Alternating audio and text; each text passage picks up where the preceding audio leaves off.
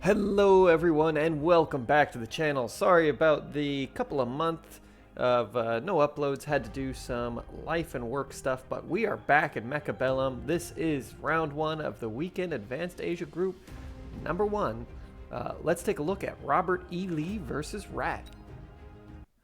Let's take a look at their first choices now. Rat has really been making a name for himself within the community recently. I believe he won the European Championship last week. He is a supply specialist coming in with Fang Phoenix. I do really like this because having the chaff and the snipers is just a really great combo.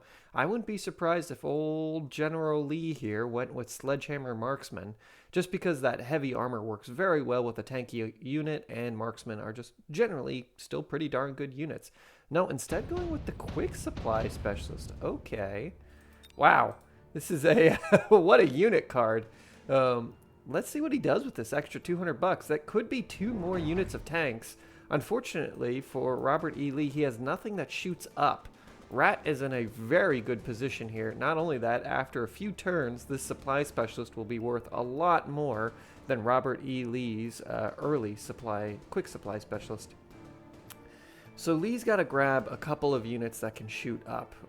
He could unlock and possibly play some Mustang, which, given this board, would not be the worst thing in the world. No, instead going with the standard marksman. Okay. You know, this is actually a pretty good force to start off with. These crawlers are going to be a little too quick.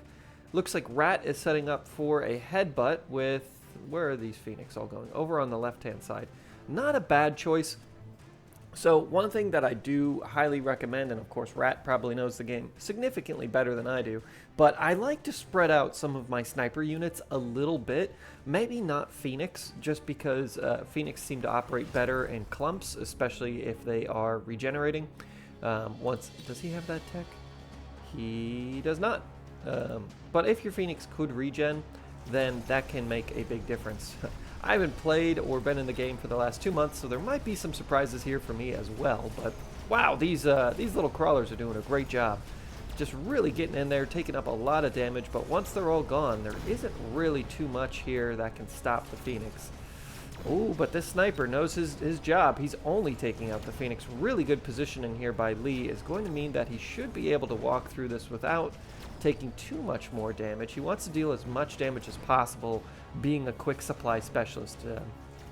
If you lose the first couple of rounds as the quick supply specialist, either you're saving all your money for a quick fortress, or, which I would not recommend doing, by the way, or you're in a really tough spot. Man, extended sledgehammer range is great, but I also do love elite hackers. Haste module, just still one of the best cards in the game. And you know, the crawlers isn't bad, but it is on a very long cooldown. I'd like to see this card change to a 2 cooldown, cooldown of 2 rounds instead of 3 rounds, just because right now I feel like it is a little bit too long. Oh wow. Lee's got to keep pushing the aggression here. He does go with the underground threat. What did Lee pick up? I don't think he did. Oh, he picked up the haste module, that's right. And put it on his jump drive Phoenix. Man, I love jump drive on any unit. Imagine having a chess piece that you can move anywhere on the board in between moves. It is so powerful. I love this. Also, great positioning here of these Phoenix by Rat, just because this haste module will make his Phoenix significantly quicker. These guys are moving at 26. These little guys are only moving at 21. So having them placed a few meters back actually means that they'll come in together. And I believe, yep, it looks like Robert's going to try and stack up this left side because he believes that's where the majority of the damage is coming from, when in fact it's going to be mass Phoenix. Unfortunately, these crawlers are... Oh, well, these guys aren't going to make it.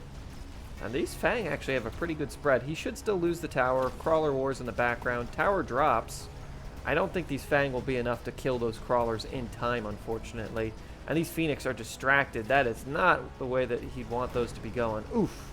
Tower drops. Where's the sniper hitting? Okay, the sniper is shooting at crawlers. These crawlers will give a little bit of screening for the sniper units in the form of these Phoenix, but I don't think it will be enough. The haste module does mean that these Phoenix should be tough enough to one-shot the tank. Are there enough crawlers? All he needs to do is shoot down these 2 snipers. I think that there's going to be enough crawlers here. Oh, there is. All right, the game goes to Rat. There's nothing else that can shoot up, and this is why having just a couple of flying units is so powerful. I've mentioned it many times on these casts, but it is just a very, very good idea to have at least 1 flying unit. Yes, you know, a unit of Phoenix is countered pretty easily by a unit of Mustang, or Wasps are countered by Mustang as well, but hey, just having one isn't bad. Intensive training coming out here for Lee. I do like this. He's got the extra cash to burn. Is it going to be orbital bombardment or intensive training?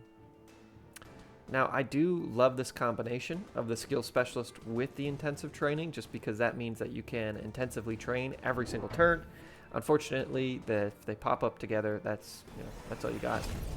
Looks like Rat is going to go with a level 2 Rhino and some more crawlers. Okay. Here's the Mustang coming out for Lee. He's kind of fallen into the trap of having to deal with what Rat is putting out. Rat definitely has the play of the game right now. He's the one in control. He's the one setting what's happening.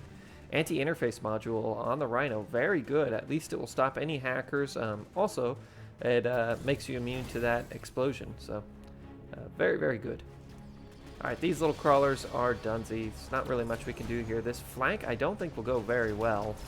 Man, this Rhino has a lot of health, though. And now that he's in, oh my gosh, he had just enough health. Unfortunately, this level 1 marksman just not quite enough to put him down before he could actually spawn in and deal damage. And he's just soaking up so much damage. That side is definitely going the way of Rat. Looks like Robert is able to push up the left. These 2 forces, I don't know. There's 4 Phoenix and just the sliver of a Rhino left. Unfortunately, they're going to be engaging at a very bad time for them. Wow, the Rhino does not care because of the anti-interface module, and that unfortunately leads to his demise. I think Lee might have a chance of pulling this one out. Those Mustang are going to cut through a lot of these units very quickly. There's still some tanks. Down goes the tower in the background, and the units collapse. These Phoenix are going to be shot down. There is nothing that they can do. GG. Rat takes a significant wallop, really just evening up the game there. And now that this flank is known, it's going to become a little bit easier for Lee to counter it. Advanced firepower for Lee, I'd almost certainly think that's going to go on the sniper. Maybe Assault Fang? For Rat, he does already have some Fang out. Oh, and he does go for it. I like this. It's kind of a crazy move, but if you can pair Fang and Rhino together, it actually works surprisingly well. It's not something that you see done very often, but it can work really well. He does grab the Assault Fang, but he doesn't play it. Or at least he doesn't play any extra Fang. So Fang, of course, work as a critical mass. If you guys haven't already seen it, go check out my Rise of the Fang. There's a great tournament where, no spoilers, but Fang feature exceedingly heavily. I'd highly recommend it if you're interested in learning how to play just mass Fang. Now these Phoenix, I believe they just moved a little bit. I'm not sure if that will cause them to have to respawn in, or because they're already spawning on this flank, that they'll already be there. I would think about recycling these guys. Yes, they're pulling 3 units, which is probably worthwhile, but they are also feeding XP. Rat still has 50 bucks. He could go with, oh no, he's already used the, a lot. He's already used quite a bit. Now, does this guy have, no, where did he put the advanced firepower? Ooh, on these level 2 Mustang. Not a bad choice, just because they can spread that fire out significantly more. Oh no, this one arc light. He did switch fire onto something a little bit more useful, but he is going to be just ruined.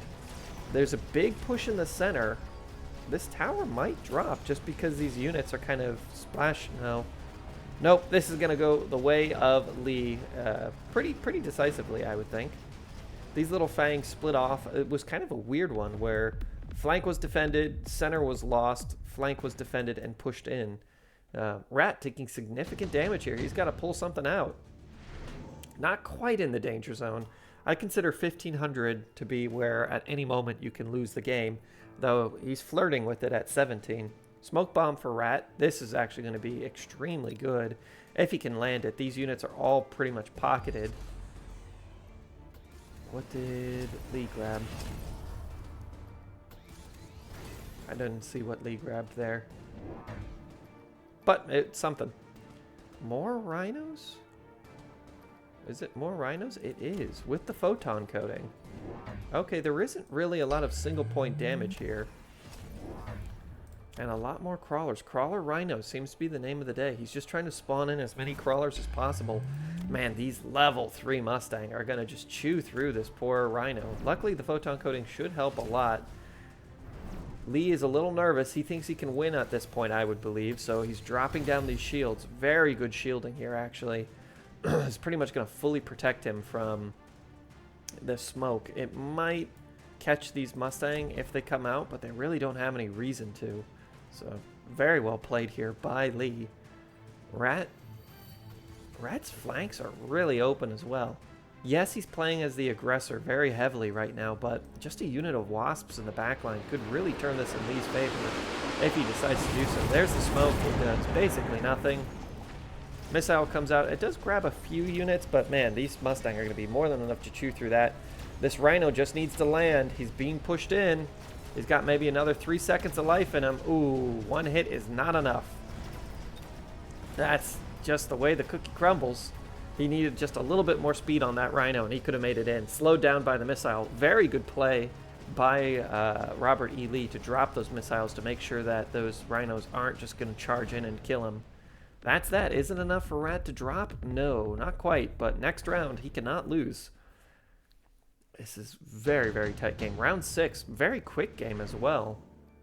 Ooh, deployment spec is very good at this point in the game. Though these wasps, yeah, wasps for Lee. If he just drops some wasps right in the back line, I mean, there's nothing here to protect it. Wasps and crawlers. Rat needs to be thinking about that. These crawlers might divert, but he really just needs like 3 units of Fang in this back line. Unfortunately, it doesn't help him at all with this aggression. If I was Lee, I would lean very heavily into the aggression, placing wasps and maybe some crawlers on each flank just to try and really crush down on this. Even if you lose your line, if you can kill the enemies, you'll probably still win. Maybe not even kill him, but it just puts him in such a desperate situation. Rat has still not burned the midnight oil. I'd like to see him do so. That rapid resupply is incredibly important. Looks like Robert is going to pick up the sticky oil, though, just to slow this down even more. A very wise decision. These rhinos are terrifying. Now they have the ablative armor, or the power armor, so they're able to resist any slows. Actually, does this resist all slows? Yeah, that should grant him immunity to the oil as well. At least that would be my thinking. I'm not 100% on that. Let's check and see if these Phoenix have to respawn in. Robert's still sitting at $100. Good deployment of some extra units. And I do like that he's just been positioning little units of Fang and other units kind of at the front to take the brunt of this Rhino aggression. Because Rhinos, unless they're being pushed in, should pause to fight. Missiles drop. Yeah, he's immune to the oil, but he's going to get stuck up on these Fang. That is the way the cookie crumbles. Oh, this looks good. How's the back line doing? Those wasps are going to be able to make it in, no problemo. The tower should drop. Ooh, tower does drop.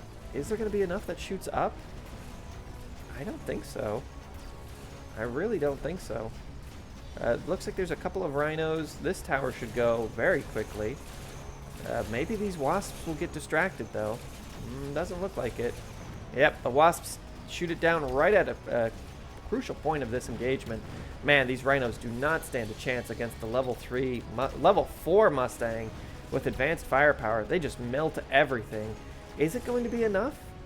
I don't know if this is enough. There's 100. It might be. Rat might be dead here. It's going to be very close. Ooh, no. Rat holds on by 110 HP. That is insane. All right, Rat, you've got one more chance. That super heavy armor could be great, or an ion blast. Heck, even the electromagnetic to get underneath the shields. Rat takes the super heavy armor. Where does he install it? Right on his big rhino. That's his only level 2 rhino? No, he's got one over here. But, man, they are just feeding XP to these Mustang. These Mustang are now super tough. How much damage are they doing a shot? 420? Oh, my God. That is insanity. But this Rhino should be able to withstand a lot more damage now, coming in at 125,000 HP. That's a lot of HP. Well, we'll see if it works. Rat's sitting on all of his cash. He's thinking, is it time for the factory? It is not. That would be silly. But all the tricks that Robert could play are done. And it wasn't enough to kill Rat. If he'd had... There it is. Just a unit of wasps on the flank. That could be the nail in the coffin. Rat's really got to be thinking about this. He has the Assault Fang. Just getting a couple of Assault Fang out would be good on your flanks.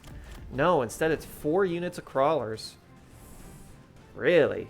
I'm just going to try and overwhelm them with 4 units of level 2 crawlers with an upgrade. So they're going to be coming in at the same pace as the rhinos. But, you know, I don't think it's the right play or enough. We'll find out here in a moment. Robert's still sitting on 300 bucks.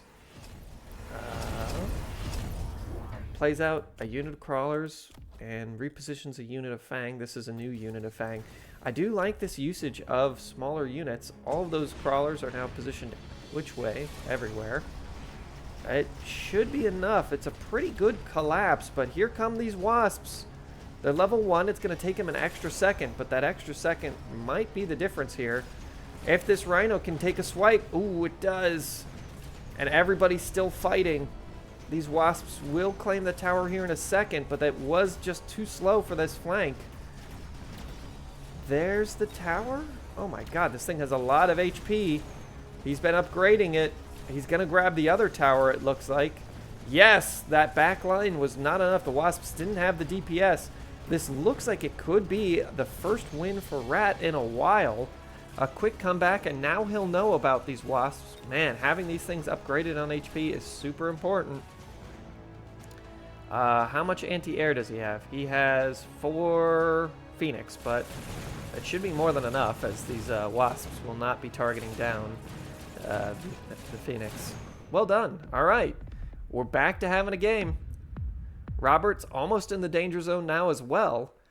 Can Rat continue to push? Looks like those 4 units of crawlers were enough. It just kept his rhinos alive long enough for them to actually get in there and do the damage. Rat decides to skip. Needs that extra cash, I guess. He doesn't really have any range anyway, so there's no point in taking these. We see some upgrades on the rhinos. Good time. Extra 50 bucks does matter. I wouldn't be surprised if he ended up playing another rhino. Okay. Just having some Fang here would be great too. There's the nuke. Okay, nuke from Robert. Is he? Robert, what are you doing? Am I crazy? Robert is the blue player, and it looks like he's nuking himself. Interesting play here. We'll see how that ends up. Yeah, Robert is definitely the blue player. So what I think he's doing is allowing these units to all collapse in, sacrificing his flank, and then trying to push. I don't know. It's a very interesting play. I like the triple shield. There's still a lot of aggression coming in here. Rat has decided not to block his flanks really at all. We shall see if this works. By the time this flank collapses, all of Rat's units should be the thing that's inside here. So that nuke may be just a 5 million IQ, but if he actually ends up winning this flank, that would be bad. I do think that it's not a bad play, though. So what he's done is saying, I'm going to give up this flank, placed all of his new units on this flank to try and hold it, and then allow this nuke to land. Wow. Okay. This should also protect his tower. Blammo. One rhino did survive, though. It was not quite enough. And here comes the rest of them. That's it for Rat. I do like the transition to more wasps, as it's only the Phoenix that can kill them. This level 4, what is this, a level 4 rhino? Level 3 rhino with all of the HP, though. Able to soak up just all of the shots. That's that. GG, well done, Rat. Wow. I'm not sure if that nuke at the end there was the play. A very interesting one. But, hey, I'm into it. Well, we will see you guys in the next lobby. Congratulations to both players. And we are back. Round 2 of the tournament. We have good old Wei Tei versus Le Mulet. Let's see if Le Mulet can pull off a win against probably one of the oldest and most experienced players in Mechabellum. What did Wei pick up here? It looks like aerial specialist without any aerial units. That's fine. He can transition into them very easily now. Versus Le Mulet with the one ring. Wow, that's pretty cool. And the heavy armor specialist. Heavy armor specialist with some of the lightest units in the game, at least HP-wise. Crawlers do have a little bit more HP than Fang, but they're still fairly darn squishy. Man, this Arclight is... Both these Arclights are going to feast. Wow, that is a lot of crawlers. Right down the middle, just a straight punch. Man, this Arclight might actually get destroyed, or at least suffer a lot of damage from these crawlers. See, the thing is that the Arclight has a lot of range, surprising amount of range. And being able to actually just gun down these crawlers before they get in is very important for the Arclight. Looks like both players might be setting up for something akin to a slap. No? Okay, here we go. Let's see. Arclight is going to do a ton of damage on the right. This guy on the left is going to have no issues. There's this Arclight down, though. Kind of what we were expecting. And without it, there isn't really any wave clear. These Mustangs should be able to get rid of basically everything else, and that should be that. These steel balls are just going to be completely overwhelmed. Although a steel ball is obviously much better than a single crawler. Man, look at those crawlers go, just chewing them apart. This little Arclight's got a lot of work to do, and he's definitely not going to be able to do it. Especially once this tower falls. It's a lot of extra XP for these units, though. Losing a tower is worth a lot. Ooh, I think maybe the crawlers got it. Maybe not. There it goes. And Wei suffers quite a bit. At least a lot more than I'd like to lose in the early game. Generally, if I lose between 200 or 300 points per round in the early game, I'm like, oh, okay, whatever. Wei goes with the Strike Specialist. Okay, I like this. Strike Specialist with maybe some flying units. He's unlocking more Arclights. Not a bad play.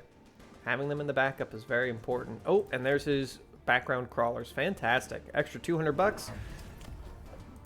Opts to grab yet another Arclight. Now, the Arclight spam used to be very popular. I'm not sure if it's still as popular within this meta, but just having a bunch of Arclights is great. It looks like Le Mulet is sticking to his 2 units. Those 2 units being Crawlers and Mustang. Ooh, and Wei unlocks the Phoenix. Now, he can do that for free because he has the Aerial Specialist. Very powerful. This should be pretty quick. I would very much assume it's going to go in the way of Wei, just because, 1, Wei is delicious and good for you, but 2, this tower's going to fall very quickly. And there's enough Arclights here to come in and clean up these Mustang. Now, with a critical mass of Mustangs, they can gun down an Arclight very quickly because they do have just a little bit more range. So that can be a thing, but in this case, there's more than enough Arclights, and some of these guys are even leveling. Once Arclights get to level 3-ish, they really become an all-ranged, or an all-around, just good unit. They still can't shoot up without the upgrade, but they can deal with tankier units, they can deal with chaff fairly well, so their damage just increases so much. Charged ammo is pretty good, but also I really love redeployment. Just being able to move a unit every single round is great. We might see the improved Overlord, though, from Wei, just because he is that...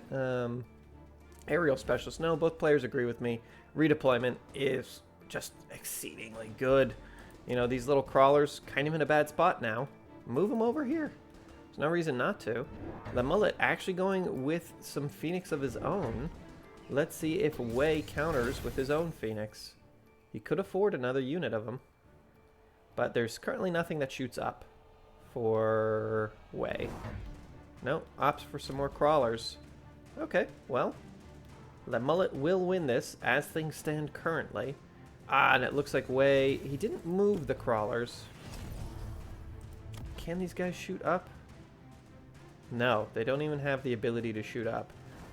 Well, I have a feeling that Wei's ground forces will decimate the ground forces of Mulet. However, they will be lost pretty darn quickly due to these Phoenix. There's 2? Yeah, there's 2 groups of Phoenix. That's that. It is what it is. These little crawlers are just here to be sacrifices for the Mustang's XP. Missile wasn't enough to take out all the crawlers. They will eventually claim that tower, given enough time, but as of now, it looks like this is going to go very much in the way of the Mulet. Having that transition to air is very important. Just being able to get in there and deal that damage. There goes the tower. I don't know if those crawlers will ever get this tower. They're still pretty weak, and there's only 3 of them. The Phoenix is coming. There's 1, 2. Yeah, those poor little crawlers. I bet they wish that they had gotten the tower. I would have given them a little XP. And having a little XP is great. There's nothing wrong with that. Wei takes another significant loss. Not too bad, though. Really, all that damage came from the Phoenix. Ooh, subsidized Mustang or top supply. Oh, my. Both are incredibly good, and it's very early in the game. That top supply specialist is very powerful. Wei does end up picking it up. Will the Mulet? We'll check in. Wei does grab a couple units of Mustang. Mustang are honestly still very good here. Still not using any of his aerial units. Mulet's still thinking about it. If Mulet doesn't pick up... Oh, Mulet picked up the barrier. Interesting. He doesn't have a giant unit yet. But maybe he'll unlock and play... Oh, I'm not sure. Maybe a Vulcan or a Fortress would be my best guess. Obviously, those are the 2 most common giant units, but I'm just thinking the Vulcan could work quite well to clean up a lot of this chaff, but it could get stuck and or killed by these steel balls. The Fortress would work very well against the steel balls and the arc lights, but would suffer against the crawlers. Perhaps not as much as the Vulcan would, though. Wow, that was pretty cool. I don't know if you guys caught that. Look at Wei's little animated thing. Pew, pew, pew. Pretty cool. All right, these crawlers got to go. Good repositioning on them. This guy needs to be moved now, as that's just clearly going to be feeding those Mustang. Mustang will be joining the fight. Man, a lot of good damage coming out here by these arc lights. It should be enough to allow the Mustang to get in here and deal with the Phoenix, but those are level 2 Phoenix. They're going to take a long time to die, and as that DPS continues to decrease, that's going to be a big issue. I think the Mustang will still be enough. At least, yep, perfect. All right, this looks like it will go in the way of Wei, as there's just enough Mustang and arc lights to kind of just march down the field and deal with this. I hope he gets the tower, but I don't think he will. Nope. All right, small win again here for Wei. Both players just kind of pushing against each other, trading, I win, you win. And honestly, that's the way I like the game to be played. If one player runs away with it too early, it's kind of a flop. Smoke bomb. Smoke bomb versus orbital bombardment. Yeah, I figured Mulet would pick orbital bombardment. You can just kind of get a sense for these players after you've watched them for a little while. So there's the orbital bombardment. Mulet and... Oh, wow. Both players are opting to just keep these flanks there. Oh, wow. Here comes big old Vulcan. Okay. It should work fairly well. Both players still have a ton of cash. Let's see how they use it. This Vulcan is unfortunately going to aggro on the shield. Whoever upgrades their crawlers to either deal more damage or to replicate is going to be in a very good position in the crawler war. It's worth a lot less now for Wei just because replicate into a Vulcan. Okay. I guess I'll just be burning a few extra boys. Ooh, I do like this though. Placing this arc light in the background for Wei is a very good idea. Mulet still has not played any units on the flanks. Having a unit of Phoenix on the flanks would be very powerful.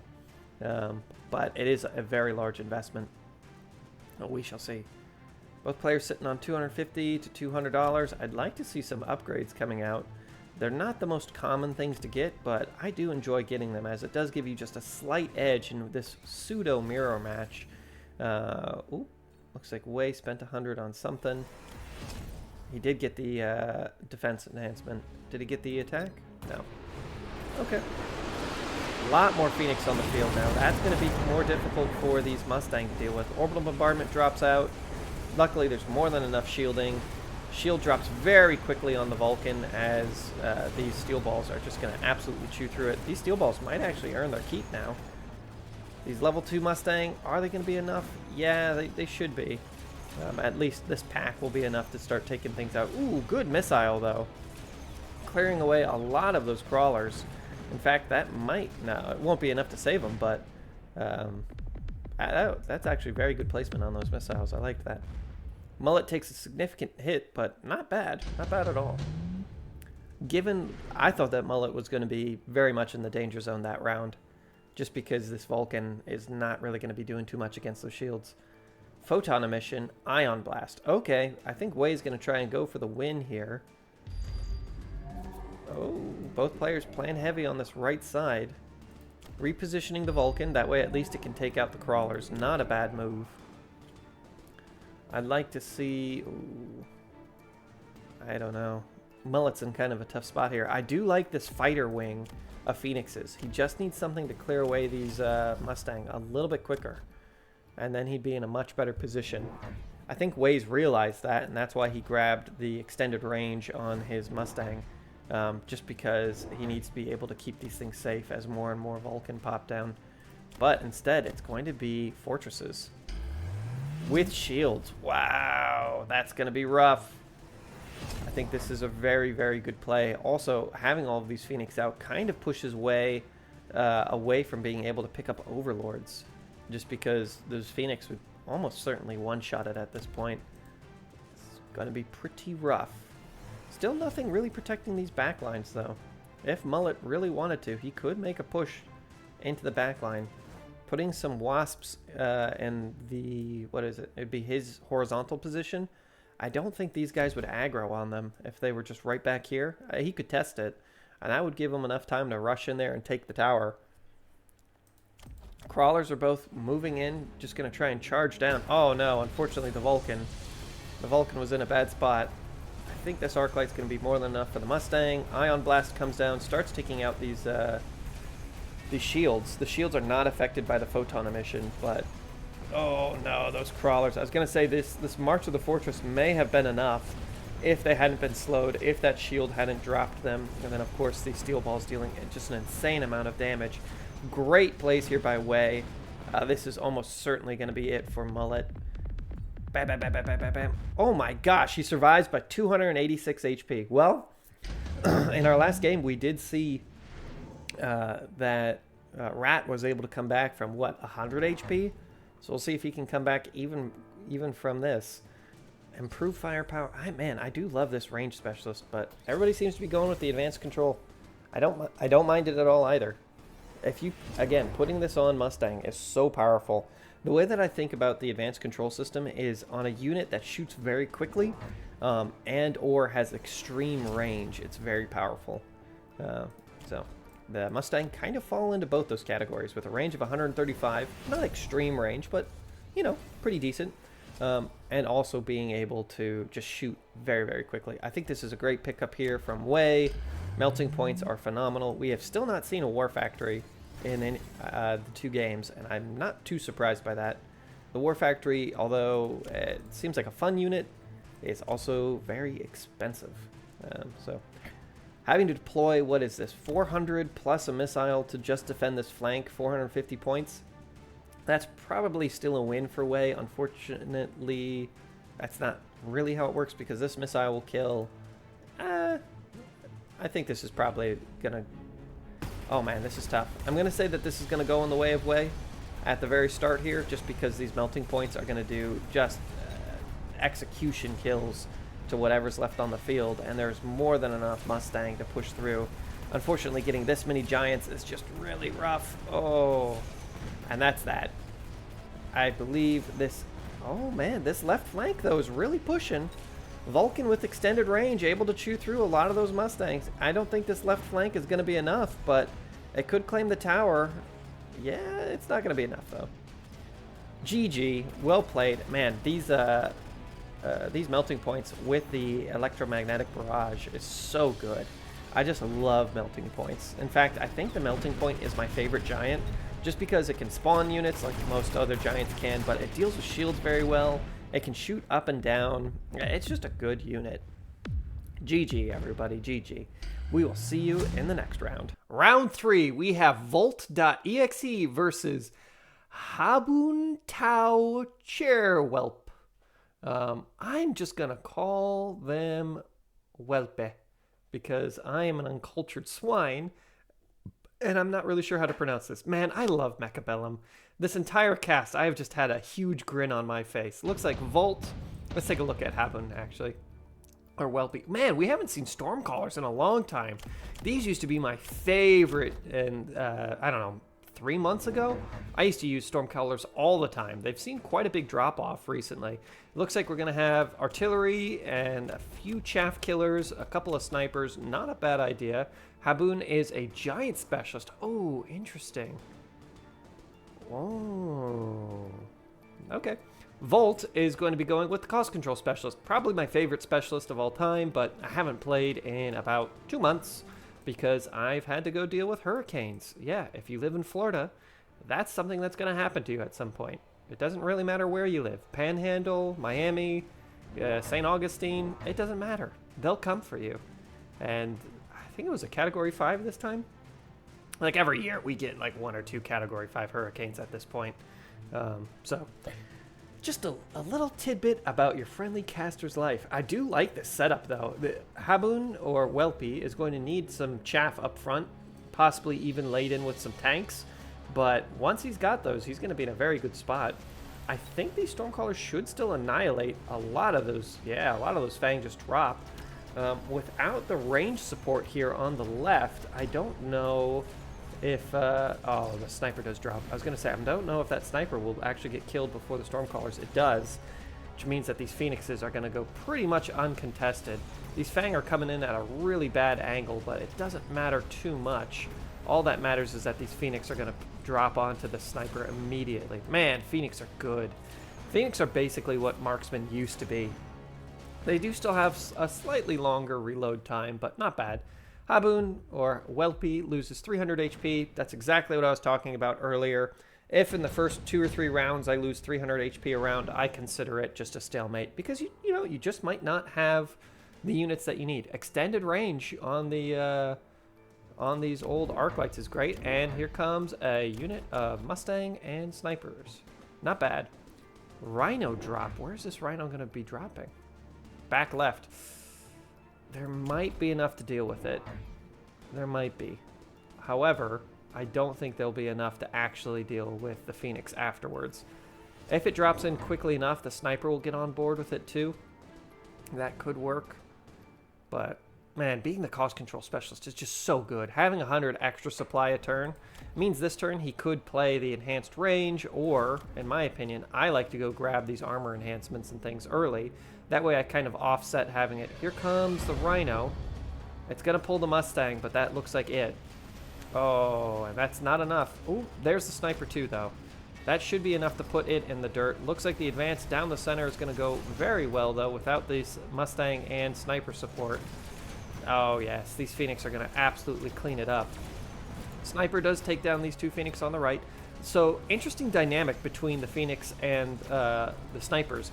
Snipers, if they do clear, a unit of Phoenix is worth a lot more than the Phoenix killing the sniper. At least I found that my snipers tend to rank up significantly faster because they do have to kill 2 Phoenix as opposed to one of the Phoenix killing 1 sniper, especially in big groups like this.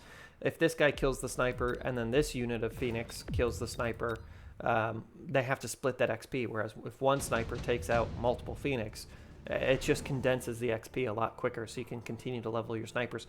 Giant Hunter may have been worth it, actually. We do know that old Welpe here is a giant specialist, so if Volt was thinking ahead, he may have actually wanted to go with that Giant Hunter. Granted, we have not seen many giants in this game, period, so that's that. It looks like just more Mustang. He doesn't need to work. Oh, there it is. There's the first Vulcan.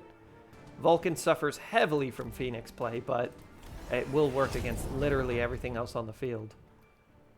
Oh, Volta hasn't lost a single round yet, actually. That's pretty impressive. I do like these just multiple arc lights. So, arc lights are basically a Vulcan's little brother, right? They can fill in some other roles that the Vulcan just simply can't, like the ability to shoot up. But some good missiles here on both plays, actually. Oh my god, really good missiles. Jeez.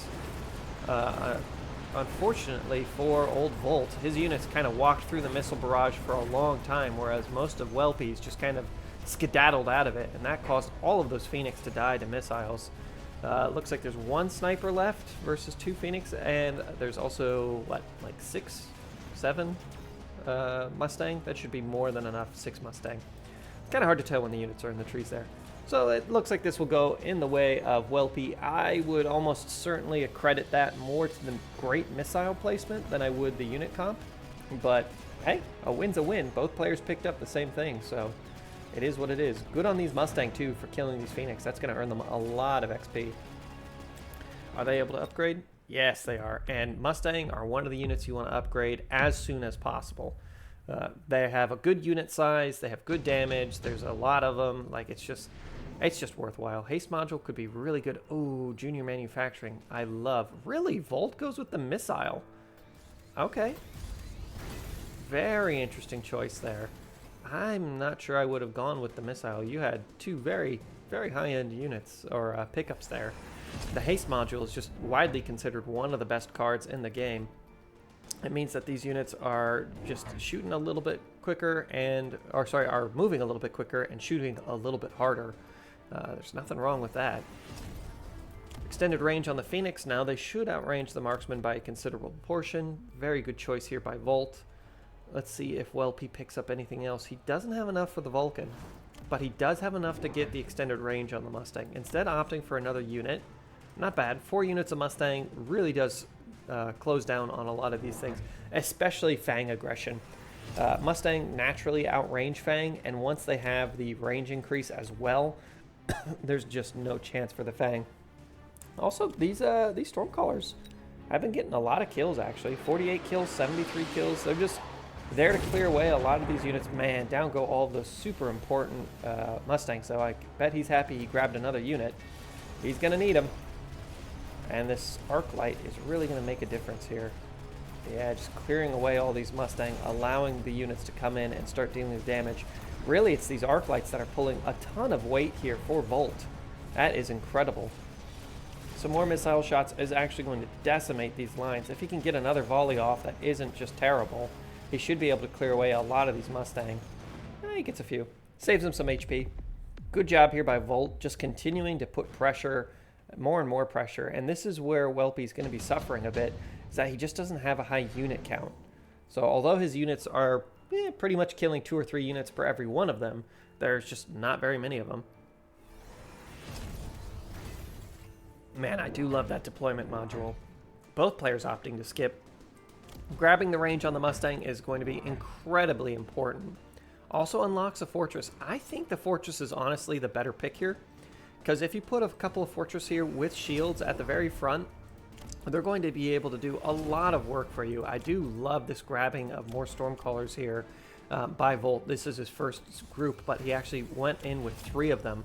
I think that's super important because the Mustangs are all pretty much grouping up in the exact same areas, and being able just to pound that with artillery is really going to help him continue to keep such a good lead. Now, Welpe actually has enough units that I don't think he needs to worry too much about it. Now he can lean more into his Giants, which might be his play next turn. Now, for those who don't know, if you don't use your credits, they do carry over to the next round. So it's often worthwhile to save some credits if you're going to go with a big play. Ooh, and there goes the missile. Great missile, able to take out a ton of units there. Still actually able to get off a small barrage, but man, taking out the Stormcallers early is great. Now his Volt Stormcallers are pretty much unopposed. The range on the Mustang is very important. They're able to get in here and start killing these units very quickly, but as you can tell, they're all stopping whenever they fire, and that just means that these Stormcallers are able to just absolutely annihilate their positions. And down it goes. Very well played here by Volt. I think that was a great idea, picking up the Stormcallers. Not only that, Stormcallers work really well against giant units. Just because they're able to take out shields very quickly, they deal a lot of damage per missile, and giant units take up a lot of space, so that artillery really just does hammer them. Volt goes with the Ion. Ooh, Welp goes with the Smoke. Smoke right across here could be very good, but that would be the first place I'd think about putting it, so the shields are most likely going to pop down too. Rhino can come out this turn. That's very powerful here for Volt. Even just having the Rhino in his own back line to chase it in isn't a bad idea. There is not a huge amount of single point damage on the field. Ooh, there's our first Vulcan. The Vulcan won't... I don't want to say it won't do well, but I'm not sure he'll get the value out of the Vulcan. Granted, he didn't have to pay the unlock cost. Man, I just want to play some Measures-Mechabellum right now. But he did have to pay the unlock cost, which does change things a little bit. Yeah, I think that's not a bad idea. If I was Whelp, I'd be thinking this might be my last play in the game and possibly burn the Midnight Oil. There's a lot of Mustang coming down, and they will definitely outrange this Vulcan. That's not great. Oh, he needed to get a range increase. That's the thing about Mustang. If they're just such a good unit. I'd honestly put Mustang either at A or S tier right now in this meta, just because they can shoot up, they can shoot down, they have good damage. There's a lot of them. They're fast. Like they're exactly what you want from a mobile infantry unit. No, that's the way I think about them. It's just a mechanized infantry gun truck. All right, here comes the first couple of shots. Not bad. And it looks like this little anti-missile guy is doing his job very well, shooting down a ton of those missiles. That will eventually get worse over time, but given that there isn't a huge amount of missiles, it could make the difference. Man, this Vulcan actually did a great job. What? Oh, it says that he only got 2 kills. Never mind. But he did do a lot of damage. Well, not really. I just don't think he ever got in range, unfortunately. That's 400 points just wasted. It looked like he was dealing damage, but I think he was just shooting the shield. That's that. Great job here by old Volt. Really just dominated the game. Quick game. Round 5. Round 6 even. But GG. We will see you in the next round. Congratulations to both players. Continue playing the tournaments, guys. And we're back. We're looking at Rat versus Cast. Clash of the Titans here. Rat ending up with the cost control specialist, a few tanks, some snipers, and a couple of crawlers. Not a bad play. Going up against Cast, who is a Rhino specialist, also one of my favorite specialists. Coming in with Fang, Phoenix, and a few Arc Lights. Again, pretty... You know, it's interesting that they're almost the exact opposite builds. You know, I would substitute Arc Lights for tanks, I'd substitute Fang for crawlers, and you can substitute Marksman for Phoenix. Really interesting builds here. This right flank is going to be absolutely devastated along with the left for either player. It's just going to be a quick trade. I think that this will actually end up... Ooh, yep. I was going to say, I think this tower will end up dropping a little bit quicker here for Cast, meaning Rat's units are going to be in a bit of a tough position, as those snipers would normally have taken care of the majority of these units. Yes, just some positioning here really made a difference. The Phoenix were able to get in, kill the sniper very quickly. With that sniper dropping, the Phoenix were pretty much uncontested on the right. Rat suffers a bit of damage, but not too bad. Let's take a look at round 2. Oh, I just love Assault Fang. They're so good. That increased movement and attack is great. Although, yes, you're decreasing the range, it really does lead you into it. But of course, the Arc Light XP is also phenomenal. Charged ammo can be good, especially on things like artillery, or things that have a lot of splash. Or even large entity units like Fang or Mustang, just so that way they can spread out a large amount of entities, I should say. Because one Mustang with charged ammo shooting over here and another one shooting over there, they both apply the debuff. Looks like Rat does skip and ends up grabbing a couple of Mustang. Not a bad choice here. He still has an extra 2 hundo. I would not be surprised if that gets spent on the upgrades here, just because that would mean that his units are just that little bit tougher. A little bit stronger, kind of evening them back out to being just regular units. Cast is still thinking. Ends up going with the Intelligent Arc Lights. He might go with an Arc Light build. We do see some crawlers here, just to defend both flanks. Not a bad idea. And you know what? Having a surge of chaff units near the end once your first wave of chaff is gone is not a bad play whatsoever. Great thing about these Mustang, though, is that they should be able to cut down all of these Fang, basically, for free, and then move on to the Phoenix without much worry. Not only that, them being positioned a little bit further in front of this sniper here will mean that they'll be the things to be shot by the Phoenix. Lots of Arc Lights coming down. Are these Arc Lights going in the back line? They are. So these Fang will all die. Ooh, but it's gonna push over the sniper. That's not good. Not good at all. Mustang in the center have no problems chewing this apart. The extra marksman on the left should be able to deal with that. Ooh, wow, and those crawlers were able to devastate everything. Will the sniper be quick enough? It is. Saves that tower from 2 shots. I don't know if it will save this one. It does not. The arc light does get the kill. That should give it, oh wow, just a ton of XP. And it even gets the sniper. Well done. A lot of damage coming back out on Casp though. Rat is in a pretty good position here. I do like his unit comp quite a bit. Senior manufacturing coming out for Rat. Wow, he wants some giants, I guess. He needs to get 2 giants to make it worthwhile though, and I don't know when he'll pick up those giants. Honestly, I would have thought that the heavy armor or the shield would be the way to go here, but we shall find out in a moment. This will be an issue, but honestly just backing it up with a unit of Mustang, or heck, even a unit of tanks would be very good. It is going to be some Fang unlocked for Rat, but just more Mustang, not a bad choice. 3 units of Mustang, wow, that's great. Cast, what are you going to pick up, man? He should have his level 2 Rhino now. There it is. He needs something to go in with the Rhino, though, because right now all of these units will most likely just shoot that Rhino to death very quickly once they know it's there. Oh, I guess he's going to put the heavy armor on the Rhino. That'd definitely be worthwhile. There aren't any steel balls or scaling damage here, so that Rhino would be able to tank in a lot of damage. I do think that these Fang are a great addition to the field, just able to soak up a little bit of damage and allow these Mustang to do the work that they're meant to do. We do see the attack increase coming out here for Rat. Cast, what are you going to do, man? You got 550 bucks. Looks like it's the range increase on the arc lights. A good start. Heavy armor goes out on the Rhino. Exactly what we were expecting. Another arc light. I'd like him to place something in his backline, though. So what Rat might do is allow Cast to be placed into a sense of false security here, and then deploy a bunch of units on the flank when he really doesn't need them there. Alright, this little guy is basically never going to die. He has so much HP, and there's so little that can deal with him. Luckily, he gets diverted over to the tanks, but that's just not going to work out. Arclight is able to finish off all of those rhinos. Oh my gosh, this is going to be a devastating win here for Cast. Now, Rat did pick up the subsidized Giants, or the Giants manufacturer, which means that he should be able to play out a melting point fairly cheaply to at least take care of this. However, that's a large investment into just one rhino. Ooh, supply spec is still pretty early, but that parasitic ammo. Oh my. All of these are very good cards. Although parasitic ammo is very expensive right now, it's still quite good. Rat actually goes with the mobilized battleship. Yeah, he's realized that this backline is completely empty, I would assume. Let's see if Cast goes with the supply specialist.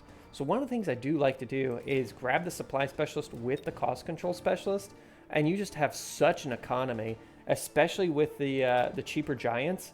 Oh my gosh, you could just be deploying 3 giants a turn. It almost offsets the cost of having a war factory. Not that we've seen a war factory yet. I would like to see a war factory, but we have yet to see one. Interesting that this mothership isn't coming down on the flank. And also that the crawlers are being deployed on the flank that he knows a missile is. That missile is not new. It came down last turn. Opts to recycle a unit. What is he going to recycle? I'm not sure. Rat is playing a lot quicker. There's a fortress. I'm assuming the fortress is here to take care of this really aggressive rhino. Yes, it is. Let's see, 6,000 a shot? Yeah, it should chew through that pretty quickly. A lot more arc lights, so arc lights will actually tear through most everything. Can these arc lights shoot up? No. They will never be able to shoot up, but they should tear through basically everything that's on the field right now. Besides the mama ship. It all comes down to the mothership at the end of the day. Man, that increased HP just means, bam, there goes the tower. That increased HP is huge on these arc lights. They're going to be able to withstand so much extra damage. Will the mothership shoot down the Phoenix? It might. It should shoot first.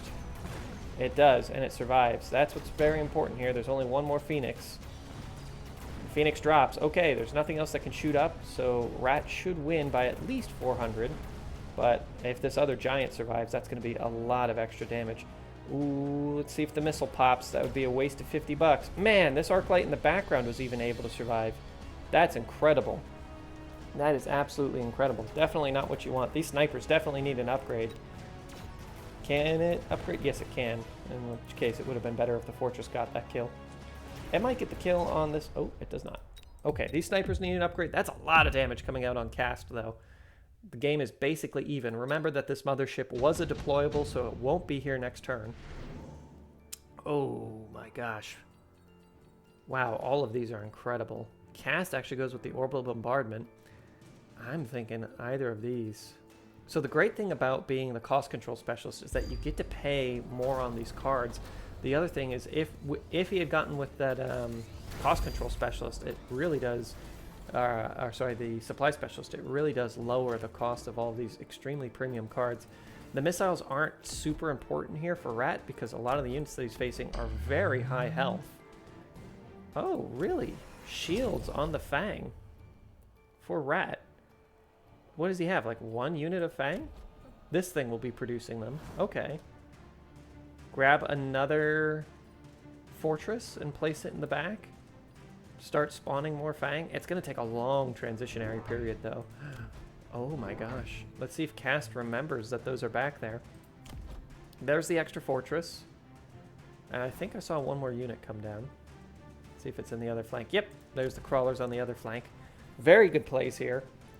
Rat is at that point in the game where he just needs to start pushing these things down. Now this flank is still going to be lost, this level 3 arc light. This level 2 arc light's going to have no problem crushing that. I'd love to see these marksmen get an upgrade. These marksmen need to continue to upgrade to stay on pace with these insanely powerful arc lights. Doesn't look like that's going to happen, but honestly, these crawlers might just win the round here for Rat. We shall see. Good killing by the fortress. Spawning out a lot of these little crawlers. Should be enough. The crawlers will ignore those Phoenix and go straight into it. Man, this fortress is going to upgrade if it can kill this Rhino.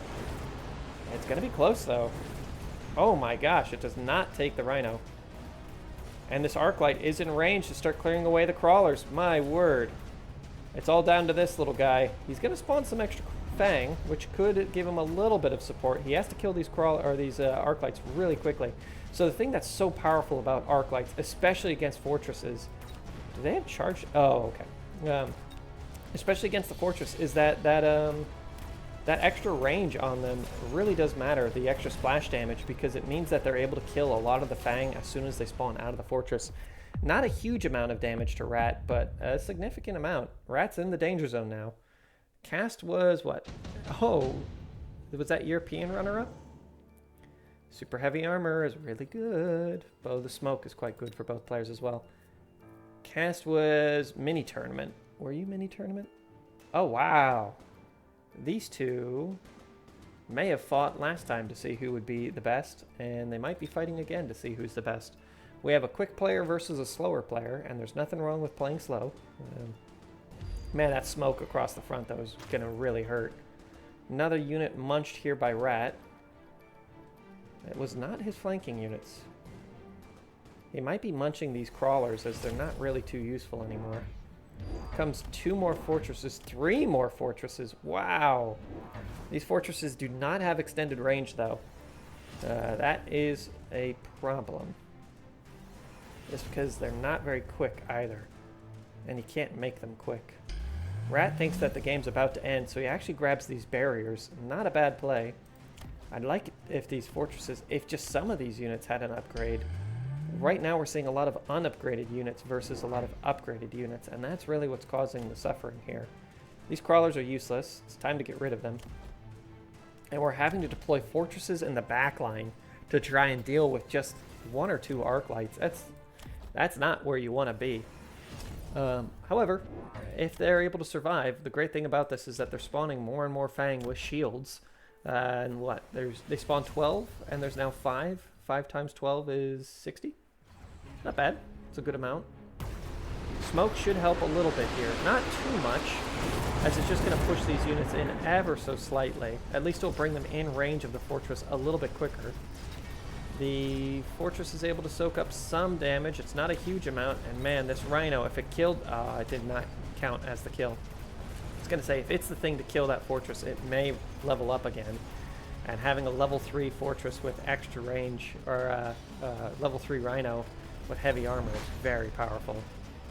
Alright, we still have a lot of units left on the field here, though. These 2 fortresses spawning out a lot of Fang. And the Fang can shoot up. That's the defense against the Phoenix right now. Unfortunately, they don't really have a lot of splash damage. A little bit of splash damage would go a long way. Man, this is a lot of Fang, though. A lot of Fang, a lot of Mustang. I do believe that Rat is going to take it on this round. Not necessarily kill Cast, as there's still quite a bit of HP left. But, man, that is a lot of extra Fang. Look at him go. Man, he almost got an extra spawn out of it. All right, game's even. This is probably the last round. Gee Louise. These are some great players. Enhancement module? Man, putting that on one of those fortresses would be good. Redeployment is great. Strike specialist, not so much at this point in the game. There's just too much on the field where you could go with a mass flank, but it's very risky. I wouldn't be surprised if Rat goes with the enhancement module. Maybe Cast goes with the nuke. Either player could nuke, but again, very risky. Strike specialist for Rat. Looks like he's going to go with the risky flank. I don't know what would work very well on that flank. Some rhinos. Well, no, because there's Phoenix on that side. A rhino on this flank would do quite well. What's it going to be? Some more fortresses. Fortress on the flank? Maybe not. Be very... Oh, yeah, there's a fortress on the flank. It's going to be slow. If he still had a unit of Fang out, getting those Fang, the mechanical rage would be great. At least then they'd be moving a little bit quicker. Cast really just needs to grab... He did grab the redeployment. If Cast were to grab a couple of melting points, he'd be in a pretty darn good spot. Rat still has that extra $200, down to $50. I'd still think upgrading these snipers would be definitely worthwhile. At least then they'd be hurting some of these units. Maybe recycle these crawlers here on the left, unless he wants to use them for this fortress push. None of these fortresses are upgraded, though. Looks like a unit in the center was recycled. Man, this is a lot of fortress. It's a lot of fortress. Most of those Fang are now decimated, meaning that these units can get online very quickly. Lots of Fang popping out. This guy, the great thing about deploying one of these giant spawners in the very back is that he's going to have a lot of time to continue to just pump out more and more Fang. You'd be surprised, but having those units just shoot is very important. Man, this thing's taking a walloping. Here comes the background fortress. This is looking pretty darn gnarly for Cast. Mass fortress. Mass fortress is going to be the way that the game goes. Is there? Yeah, there is still a sniper here shooting down those Phoenix. And of course the Fang. Great anti-air. Having that shield means that they're just able to survive so much more. Able to take 10 million damage for one shot is pretty good. Cast is dead. Wow, significant win here for Rat. GG, congratulations, Rat. Really well played, Cast. We will see you guys in the next round. Welcome back. This is the next round. We've got our red player and our blue player. I don't speak this language, unfortunately. We have Aerial Specialist, Fang, and Stormcaller versus... the Marksman Specialist is okay, but honestly, I don't rate it very highly. He does grab it, just because I thought that was the best composition of units in that case. I do feel like the Marksman Specialist is a little bit of a trap, because this level 3 Marksman not only gives a lot of XP to the enemy when it is killed, it also steals a lot of XP from your other units. It takes a level 3 unit a lot more time. 1900 XP versus... what is this? Why can't I click on you? Please. Versus 650. So more than triple the XP needed to level him up. Not good. Not good at all. Yeah, so we'll need to think about that as the game continues. That's why I kind of lean away from the Marksman. Not only that, he just doesn't seem to perform very well. You really have to be playing a Marksman build in order to make that work, and that's not really the way the meta is going anyway. Anyways, the Aerial Specialist doesn't have any aerial units yet, but we have seen that transition make a difference. A little bit less onus to actually go aerial units, given that there's already Marksman and Mustang on the field, two of the best anti-air units in the game. But we'll see. I do love the avatar, just the super super weird little Chihuahua versus Space Samus. Or brunette Samus. I feel like brunettes and people with like black hair should be called something different, because I always think of a brunette as like brown hair. Maybe it is just called black. I don't know. We shall see. I don't really know much about much.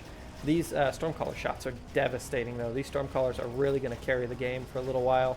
Just look at them, able to clear out most of these Mustang in a single barrage. These crawlers are able to come in. I do feel like the crawlers in the center for our red player were basically wasted units. They didn't really do much besides die, but that's okay. They could be used to support other units later. Oh, the snipers unfortunately both grouped up on the same Stormcaller, and that Stormcaller killing that sniper almost certainly was the thing that got it the level.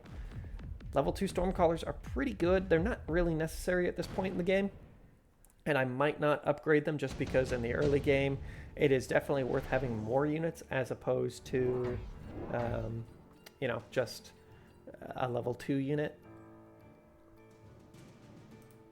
I just heard my computer make a weird noise, and that scared me for a moment. I don't know why it did that. So if you heard a small ping in the recording, I'm sorry. The red player, man, he needs to support these crawlers if he doesn't want them to die. It's a weird little bit of... Okay, it looks like these guys are being eaten by the ground there. A lot more crawlers. They, unfortunately, are not going to have a great time against these arc lights. Where did that heavy armor go? Oh, really? Heavy armor on the crawlers. Okay. I do like this. Dance of the crawlers at the front. Good idea. Just should be annoying for these Stormcallers. The Stormcallers don't have enough range to start shooting at them initially, but that does mean that they'll pull both the Stormcallers towards the center, which if our red player wanted to back him up with his own unit of Stormcallers here with range, you pull both of these Stormcallers forward, then you're able to bombard their positions a little bit easier. It is a play. Not only that, these Stormcallers being where they are, if you were to have a unit of Stormcallers here with range, they could bombard these guys and also potentially kill the tower if you want to get into Stormcaller wars, which is not something that we see happen very often anymore. But hey, it's not a bad play. Looks like our blue player still has 150 bucks and decides to sit on it. Not a bad play. He could choose to go with some upgraded units later. A lot of extra crawlers coming out of here for our red player. I do like using that crawler spawner a little bit more defensively, just because it does allow you to have that another wave of crawlers coming in. Oh man, those Stormcaller shots just whiffed. Now if there were some anti-missile turrets on the field, these Stormcallers would be in a really bad position, but man, look at them all turning and shooting at the wrong thing. These arc lights have been amazing. Just getting a ton of kills, up to 48 kills. What's this guy at? 38. Really pulling their weight there, just dealing with chaff like nobody's business. If the sniper is ever able to get online, it should be able to take out the arc light without much of an issue, but it will die to the Stormcallers. Blammo. So a lot of chaff, really no tanky units here for our red player. I'd like him to maybe go with some... Sledgehammer Sniper is very powerful. Of course, Sledgehammers do suffer against Stormcallers quite a bit, but that is pretty easily remedied. Enhanced module comes out. Definitely worthwhile. These Stormcallers are getting a lot of damage done, a lot of XP. The Incendiary Bomb is pretty darn good, and it's fairly cheap. If he was to pop an Incendiary either on the left or right-hand side of the field, it would deal a lot of damage. Unfortunately for our red player, he's the aggressor here, and the Incendiary Bomb does burn off crawlers very quickly, so even if he burned these flanks, it would not be worthwhile. Wow, the Stormcallers were upgraded, then eaten to play out another unit of Stormcallers. An interesting choice. It does give our blue player quite a bit of cash, but then he had to use the mass recruitment, so he's only a little bit ahead on cash because of it. Not a huge amount. A red player does go with the flame and decides to drop it right on himself. I don't think there's anything besides these crawlers that will go through the flame, whereas the majority of our red player's units should have to run through it. And steel balls, interesting. Steel ball Mustang, not a bad play. Very common 2-3 months ago as well. I'm not saying they're not still a good combination. Really interesting. Okay, he did move the flame. Why? placing the flame right in the center. He could just kill this entire group, but I think he's worried that the shields will come down on it. Well, okay. He'll grab a unit of Fang first troubles, and maybe a unit of Mustang? If the Mustang go this way a little bit. Yep, he should just poke some of them. Okay, that's worthwhile. Now, of course, his crawlers will all die in the fire. He should grab some Fang out of it as well. Okay, 3 units to 1. That's not a bad ratio. Good shooting here. The steel balls are able to hold up significantly longer, allowing these Mustang to get online, kill off these Fang, so that the snipers can then do their jobs and kill both the Arclight and hopefully the Stormcallers. But who knows? Man, good Stormcaller shot there. Takes out the sniper in the background. 2 snipers versus a Stormcaller battery might be enough. Might. And it looks like he's going to make it. Now we have 1 level 3 sniper versus 2 level 1 Stormcallers. How much HP does this guy have? He's on full HP. Ooh, it's not enough. And that level 3 sniper, bam, ton of XP because of it. Yeah, really just getting some, instead of playing a shield. Oh wow, both players picked very quickly there. What was that? Extended Vulcan range? Okay. An interesting play. Especially if he then grabs the range on the Vulcan again. Remember that this missile interceptor does exist. And as long as it doesn't die, it will persist as well. So playing 1 or 2 of these could make a really big difference here, and in my opinion are much better than the shield, simply because the shield doesn't really do well against Stormcaller shots. It feels like I'm making a big deal out of these Stormcallers, but they are the main damage dealer on the field right now, and it seems to be the only thing that really our red player is struggling with. May even, well, I wouldn't give the Mustang the missile intercept. In fact, they can't.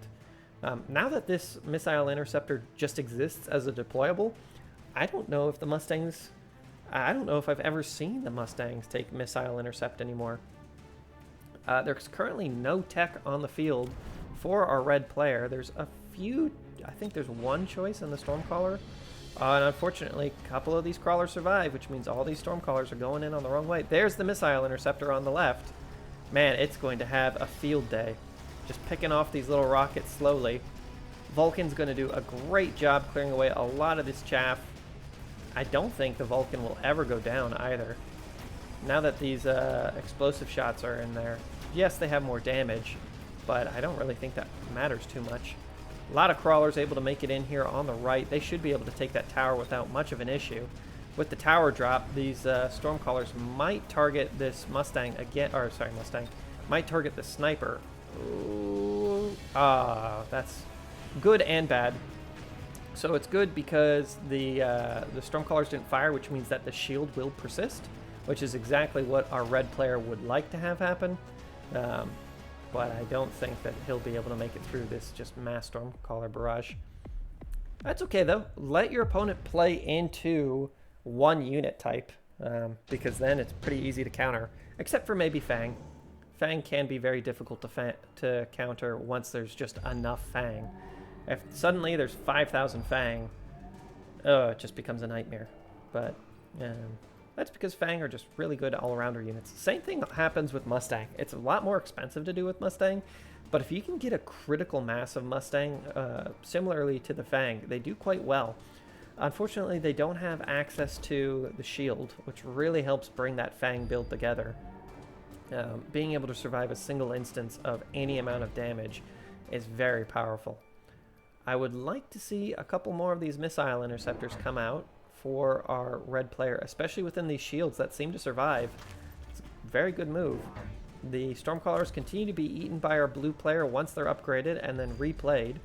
It's a difference of several $100s. Definitely worth it. And now he can play it out and upgrade another unit. Not bad choice. Not a bad choice. I also like that our blue player is able to transition and walk away quite quickly from these units. Double hacker. Will the hackers receive any upgrades? We could see a Fang hacker Stormcaller build. Man, if these Fang were to get range, no, instead giving range to the Mustang. I mean, I will say that that's definitely more worthwhile in the short term. but we shall see. Here comes the laser. It should pop through and kill the missile interceptor. Yes, it does. Perfect. Perfect, perfect. Really well played here by both players. Still no missile interceptor on the right. The fire's back, though. Here comes the hackers to try and get rid of these steel balls. They should work fairly well. Unfortunately, it drops a little quick. Not great. Both hackers dying very quickly there. The steel ball is close enough to the missiles now that it doesn't need to worry, and this is looking like it's going to be a big win for our red player. His first win, but a very big one. Weekend Asia Advanced Group number 20 champion. Wow, good for our blue player. Taking a lot of damage there. Still 1,000 points ahead, but we shall see if he transitions. Oh my, super heavy armor would be great on either of those Vulcan. Vulcan have a ton of HP. Heavy Mustang, pretty okay, especially if you already have a lot of Mustang out. Looks like it's going to be the Rhino drop for our blue player.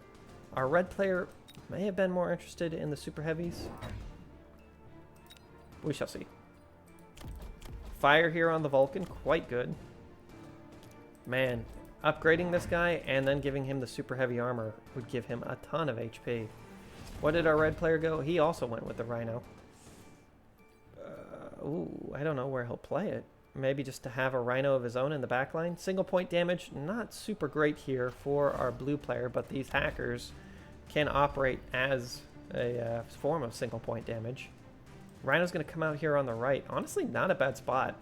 It should be able to decimate these Stormcallers and basically all of these units. It should go down, but... Ooh, backed up with the crawlers as well. I like that. Single point damage is okay. Our red player, yeah, upgrade these snipers. Upgrade all your units. Just make them a lot more annoying to deal with. I'd upgrade the Vulcan and both these snipers as well. And of course the Mustang, but that's a lot of cash. Probably just the Vulcan and... Oh, energy absorption, huh? There aren't any giant units out right now, but that could work. Dance of the crawlers, lots of crawlers in the center. Everything should get burned. Here comes the Rhino plus crawler engagement. Wow, that's a lot of crap. Most of the crawlers drop very quickly. Now it's just down to one Rhino, and all this fire in the center is not good, as it means that all of these little Fang and Mustang in the center are all going to burn to its own units. Oh, that is horrible. A lot of damage coming down, caused by friendly fire from the Vulcan. Really not a great play there. But these things happen, and it looks like the center will still be strong enough to push through. Luckily, these steel balls have a lot of HP, being level 2 now. The fire actually cooking off some of the artillery. That's not something you see happen very often. These Vulcan, once they grab a level, are going to be significantly tankier. Oh, and a huge explosion taking out all 3 of those units. Vulcan should be able to clear this away. Luckily, that explosive ammo doesn't really do well against the shields anymore, but it's able to start picking away at units that normally wouldn't be able to.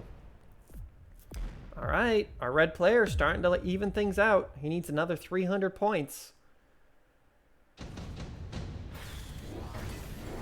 Oh, there's the fortress. Now we could see the Fortress Fang and hackers really come together. Is it going to be 3 fortress? Yes. Can the fortress spawn Fang? They can, but instead opting for the rocket punch.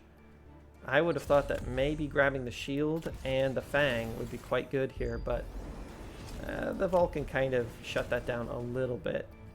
Single point damage is actually very high for our red player as well, having a few snipers as well as a whole bunch of other units. Senior attack specialist, extended Vulcan. Man, I do like that senior attack specialist. There's going to be so much fire coming out here for our red player. And he's still playing it pretty close to his own units. He's killing off a lot of his own units, unfortunately. But this fire on the left should do quite well. There's a good amount of units to deal with the fortress. Lots of levels going out. I like this. Just continuing to upgrade units just makes them a lot better. The marksman finally going up to level 2. Wow, even doubling up on the cash here. To what? Upgrade a Mustang? He has an extra 250. I would still play some missile interceptors if I was our red player. Just having 2 of them, 1 on each flank, cuts down on the amount of damage that those Stormcallers do significantly. Unlocks arc lights and plays 2 units of arc lights. Okay. Nothing wrong with having some arc lights. These guys are going to be very slow, though. They're not going to be able to keep up with any of these units, so have some arc lights in the background, yes. The oil shall burn, which I guess will eventually cook off all of these units. Lots of missiles coming down here. Not really hitting too much. Deals significant damage to the hacker, though. All of these units pushing down the center should be able to make it through without much of an issue. These guys are all going to get cooked, whether or not it's from the flames or from the Vulcan. Let's see if there's enough units to deal with these fortresses. I don't think so. The extended range on the snipers is very important, as they're able to start cooking away at some of these ranged units, these artillery units, before they even make it in. But I don't think they have enough pizzazz in them to be able to deal with all of these fortresses, especially not with the rocket punch. Rocket punch, exceedingly good. Wow, that's going to be a ton of damage coming out here on our red player. Is it going to kill him? Ooh, it's very close. Jeez. Into danger zone. Can our blue player continue to push forward? I did really like that fortress transition, especially because the Vulcan just kill off so many of their own units. Definitely not where you want to be. Blue grabs the nano repair kit and still has the heavy armor. Man, these fortresses are super powerful. Upgrading them would be very important here. What do we do to stop this? A couple of... Man. You can grab range on the steel balls, which would actually help significantly when dealing with the fortress. It would mean that the steel balls outrange the fortress, I think. No, they'd still be underranged. Oof. It's not good. So the problem is that steel balls have to get very close to the fortress in order for them to stack up. The fortress, of course, costs twice as much, and in my unit highlight, I showed that a fortress has no problem dealing with a unit of steel balls, which you'd normally think would do very well against it, but I think they only did like 1/10 of its HP in damage. Ooh, instead going with mama ships. Okay. There is a significant amount of anti-air, but not to the point at which well, ooh, mama ships with the photon coating, though. That's quite good. And please, please, just grab a couple of these missile interceptors. Please. You'd block several thousand damage with just a missile interceptor. It'd be exceedingly good. Trust me. Please. No, going with the shields instead. I find it's always better to completely negate damage than it is to delay damage. And the way that I think of shields are damage delays. They often don't deal enough to actually stop damage from coming in. It only delays how quickly the damage does come. And in one volley, the shield's almost done. Alright, these fortresses shouldn't have any problem pushing through the majority of this. The question just becomes, can all of the Mustang die? If all of the Mustang and Fang die, then these motherships shouldn't have any issue eventually cleaning this up. But it looks like these Mustang are going to be sitting in the back line. Oh, and they're just able to start plinking away at these overlords. Yeah, mama ships, an interesting choice, but honestly, I think getting some Stormcallers of his own would have been really powerful there, just because all those units were moving fairly slowly. And then, yeah, that would have been it. Some missile interceptors just to stop that constant damage. GG, well played, everybody. We will see you in, I believe, the finals or semifinals. We're back. Semifinals. We have Rat versus our red player who we just saw playing, I believe. At least their avatar is similar. Rat is going to have... Ooh, red player going with the Rhino spec. Rat going with supply. Okay.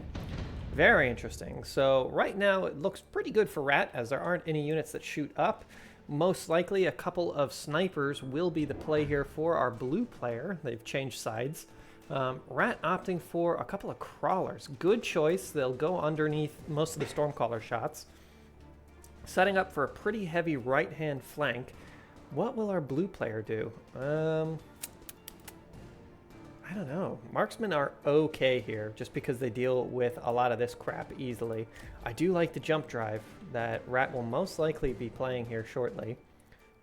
I don't think he wants to show his hand, though. You know, the great thing about these Stormcallers is that they're able to get online and take out the tower very quickly. Looks like this has to go the way of Rat. Our blue player is opting just to forfeit the first round. He'll lose by, at minimum, 400 points, which is right around where you're going to lose on the first round due to just a unit pickup anyway. So not bad. And I do applaud him for just saying, you know what, instead of trying, I'm not going to worry about it. I would have tried to save maybe 50 bucks, but just that you could unlock those Mustang for free next turn. But it is what it is. Stormcrawlers go out and all whiff. Good play here by those crawlers. Just be able to get in there and start dealing damage. Ooh, nope. Missile travel time, still bad.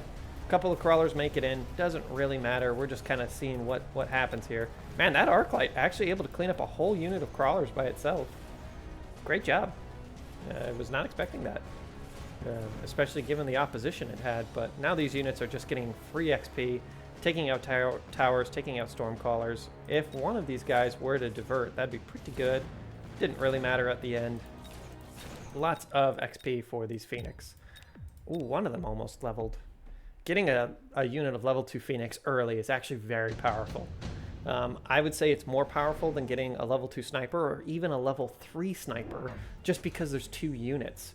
So them being able to split up and deal that damage is incredibly important. Our blue player worked so fast I could barely see, opting to grab the enhanced laser or the laser sights on the Mustang. Very powerful, should be able to get rid of these Phoenix very easily. Now we have seen that Rat is more than willing to move these guys. Very good decision. Just putting them over on the other side of the field would be very powerful here. Also playing out a unit of crawlers in the back line. I don't know if this will work. Rat still has 200 bucks. He could go with an upgrade. Honestly, upgrading these crawlers just to make them faster or even replicate is very powerful. Just so that they're able to dodge under stuff very quickly, and also very easy for them to get in there and deal that damage, especially on this flank. Unfortunately, with the Stormcaller targeting them down, they're going to be minced. Not really much that can be done about that. Definitely going to go the way of Rat on the left, but it's looking like old... I don't know if our blue player will be able to push through. If the Arclights aggro on each other, that's going to make a significant difference. Here come the Phoenix. If they're able to claim the tower, they might be able to win this. They do claim the tower. At least one of them is going to be level 2. I assume both of them. No, only one is rated for level 2 right now. 2 units of Phoenix versus 1 unit of Mustang. I think the Mustang are going to take this. They won't survive that Arclight in the background, as the Phoenix just continue to plink away at them. There's what, 5 Mustang left? Yeah, these crawlers might even get them. Wow, good little crawlers. But a very good play here by our blue player, able to shut down a lot of that aerial aggression. It just shows how important it is to have those units. Man, and here comes the power spike, though. Underground threat from our blue player, most likely to follow in this Rhino. Oh. I do like that intelligent Arclight, though. There are a significant amount of Arclights for both players. Replicate coming out on the crawlers for our blue player. Rat also went with the underground threat. I'd play that underground threat defensively if I was Rat. He is. Not a bad choice.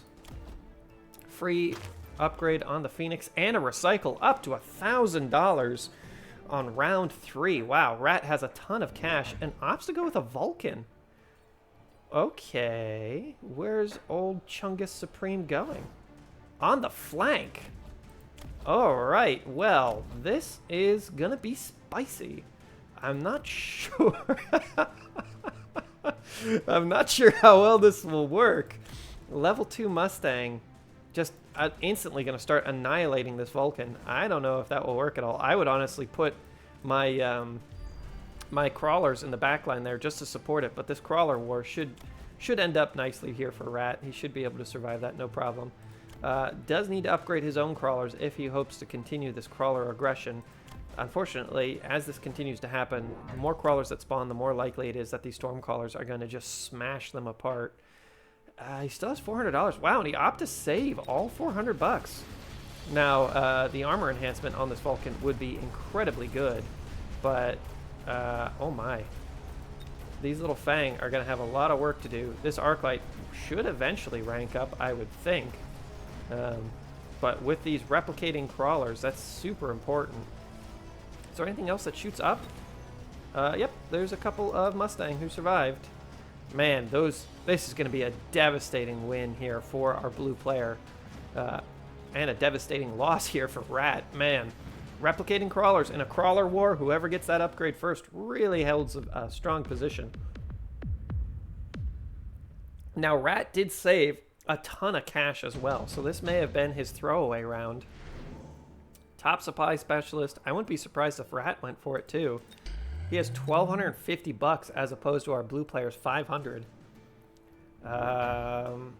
I'd do it. If I was Rat, I'd grab it. You save the extra money. This is what you saved it for. And then you can start playing out just a whole bunch of other units. I don't know what else he would do with this, though.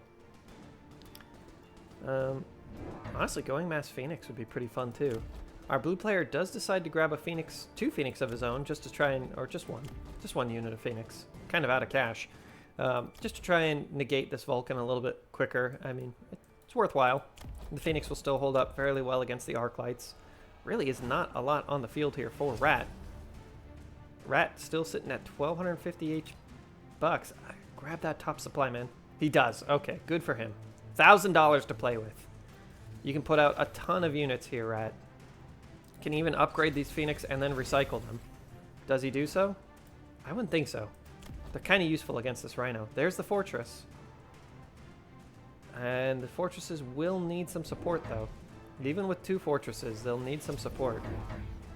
Fortress and a couple of Fang. These Fang are going to be incredibly useful at cutting down that Phoenix aggression. Give the Fang an upgrade, maybe? Maybe give the fortress the Fang upgrade, just to start spawning them. We shall see. Or even the shield. Shield would be good. It would absorb a lot of damage. It's a free shield that spawns every once in a while. No, instead, Rat opts to save that 350 again. He must be going for some type of large transition at some point. What that is or when it will be is still to be confirmed. Man, this Vulcan literally did nothing this round. Great play there by our blue player. The little Fang should be able to clean up these Phoenixes without much of an issue. These crawlers are getting really out of hand, though. That is a lot of crawlers. Yeah, that is too many crawlers. It's just absorbing so much damage. There needs to be some type of mass AoE here if our red player Rat wants to continue in this game. There's just too many crawlers, and each unit that they kill is just adding a little bit more damage onto Rat. He's saving a lot of cash, though. What he's saving that cash for, I'm not sure yet, but he should spawn in with 1,500 compared to 1,100. Speed specialist for Rat. Okay, good. He needs those fortresses moving. Our blue player picks up the heavy armor. Maybe to go on the Rhino? There's the Fang spawn. And the aggressive... Oh my. Aggressive Fang. 3 more Rhinos. Or sorry, Rhinos. 3 more fortresses. They are going to suffer heavily from this melting point. Very heavily. But we shall see. Looks like our blue player did recycle those Phoenix. He cannot move them. So it's unfortunate. Man, Rat spent all of his cash to grab 3 more fortresses that are spawning Fang. And he gave his Fang the upgrade. I'd like to see them continue to upgrade. We'll see if it's enough. Man, that's a lot of missiles coming out by our blue player. But he has the potential to win it here. Rat is in the danger zone. And so far, these Stormcallers have gone pretty much unmolested the entire game. This Rhino should fall very quickly, I would think. Ooh, but the fortress is going to drop almost instantaneously as well due to this well-placed melting point. There's not a lot of AoE here, and he really needs some AoE if he wants to take care of all of these crawlers and other things. Man, those fortresses died so quick. I think this is the end of Rat. 1,400? There's definitely 1,400 in damage on the field right now. Not really anything to take care of the fortresses on the right, at least for the moment, but very soon there will be. Once these Phoenixes and melting points make their way over. The shield drop, or the tower drop, is going to hurt a little bit, but not too bad. Fortresses should be spawning in some more Fang here in a moment. Another 10-ish seconds, but man, those level 2 Phoenix are just going to chunk through it. It's all about how much damage can he negate. I do think this will be it, though. Bam, bam, bam, bam. Another 400. No, Rat's going to survive by a little bit.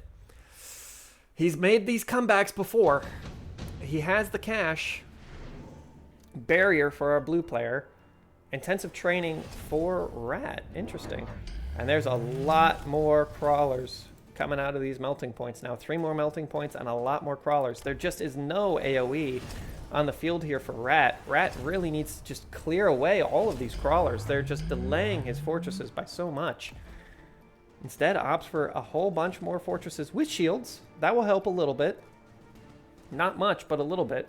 How are these Stormcallers doing? 67 kills, 46 kills. They're doing pretty darn well for themselves. Oh, man, and I love this increased range on the Mustang. There's only 2 units of them, but as the game continues, having more and more of them just continue to plunk away at all these Fang that will be coming out is going to be very important. 3 more fortresses coming out here for Rat. It's just a fortress game. Instantly upgrades his fortress with that enhancement module, very important, and the intensive training.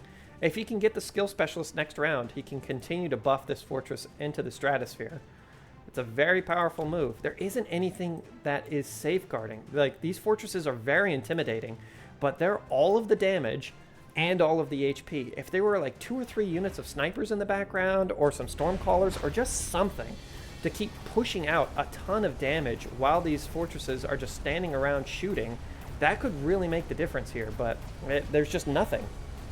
So all of the damage is tied up into these fortresses. They're making a good show for themselves, though. Look at them go. Man, that's a lot of Fang. Critical mass of Fang coming in here, just dealing a bunch of little plinking shots into this. Oh, it's not looking good on the left, but it looks pretty darn good on the right. Tower should drop here. Buys this fortress a little bit of time, able to spawn out some more Fang. Man, the crawlers, though. Those crawlers are respawning very quickly. It's going to be 3 fortresses and a bunch of Fang versus 2 melting points. Maybe, I'm sorry, I was trying to count those. A dozen Mustang. Oh, no, and those Mustang are going to kill the tower at a really important time. Oh, no. Those Stormcallers are really making a big difference here. 1 melting point drops. There goes the other tower. Oh, is it too much? Rat has to kill that melting point. He does. Melting point drops. Are the fortress going to be able to push this through? It looks like it. Wow. Well done. Even with both towers dropping, those fortresses are enough to just be aggressive. All right. Portable shield here for our blue player. There's the skill specialist for Rat. Does he recognize it, or is it worthwhile? Man, that skill specialist would be huge, though. Always able to upgrade this guy. Getting him up to level 3 next turn would be very powerful. Still not great against the melting point, but the melting point isn't aggroing on it first. He does recognize it. Can make this fortress level 3 for free. That is a lot of free money.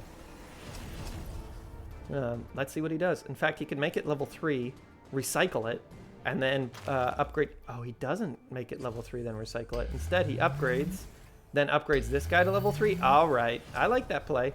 It's a lot of extra cash, $2,000. I think having the rocket punch is a great upgrade.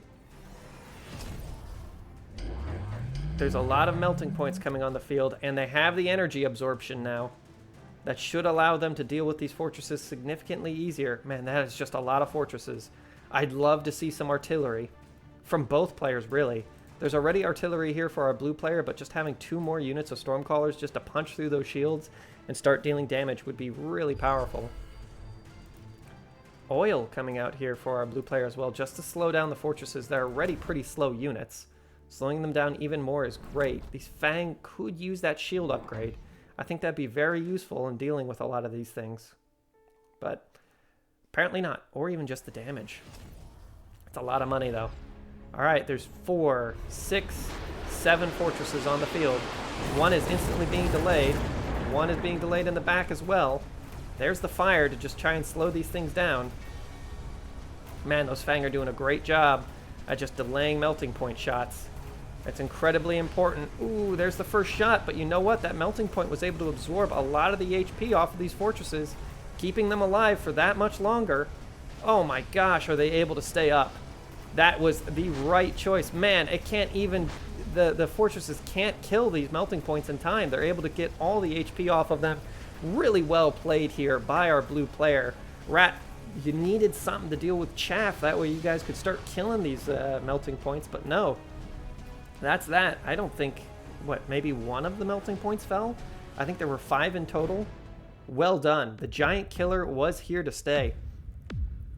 Just needed to try and overwhelm those positions a little bit quicker. Well done to our players. Congratulations. Let's take a look at our finals. Welcome back to our finals. We have red versus blue. Please let me know what these characters' names are. I have to go use a translator at the end of this thing to get those names correctly. Looks like they always switch sides. Once again, love that. Supply specialist coming in with some artillery and a few crawlers. Man, these Stormcallers have kind of been a sleeper hit this entire tournament. They've just always been there, plugging away, dealing a bit of damage. I wouldn't say that they're, like, game-defining. At least they're not slugging and killing giants or whatever, but they've just been consistently good damage this entire game, especially when you're spawning with them at the front end of the game, getting them in the first couple of rounds. Really good stuff. Blue player ending up with the Rhino Specialist again. I do like that. Rhino Specialist, very strong, very similar unit style to what he had last game. His Phoenixes are somewhat contested. Those Fang can drop fairly quickly. There aren't any tanky units here for our blue player, though, and that could be an issue. Or our red player. Wow, okay. No medium-sized units. By tanky units, I mean things like arc lights, tanks, steel balls, just something that can take a couple of hits. So we'll have to see how this goes. Those crawlers should chase in right at the same time as the Stormcallers. Unfortunately, the Stormcallers will get a barrage off on the Fang and pretty much kill all of them. Yeah, it just takes them down to half strength immediately. Next round of Stormcaller shots going to go in on those crawlers. Oh, just devastating damage. These Fangs shouldn't be enough to deal with the crawlers here, even with the support of a full unit of Phoenix. They're just not going to stand a chance. By a full unit, I mean both of these two Phoenixes were turned around and shooting at them. Stormcallers, once again, man, really doing a great job. 28 and 30 kills. They might even get a few more. Tower drops, just giving these crawlers a little bit more XP.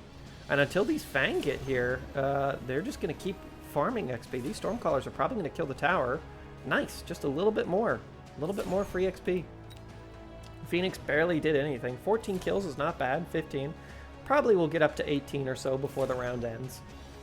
Not bad. You know, it's a little bit of extra XP, but that's about it. 19 kills. Hey, good for the Phoenix. Taking a little bit more damage than I would like this early in the game. Our red player is, but hey, it is what it is. It really just came down to some positioning there. Both players opting for the missile.